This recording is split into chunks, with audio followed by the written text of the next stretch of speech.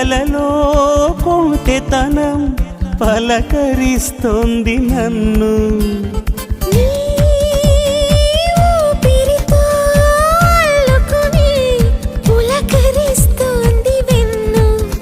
అలవాటు పడిన ఎద చీకటింట సరికొత్త వేకువై రావా.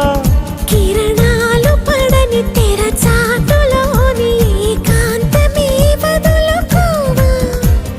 నన్ను నేను మరిచేంతలా మురిపించకే ప్రేమ.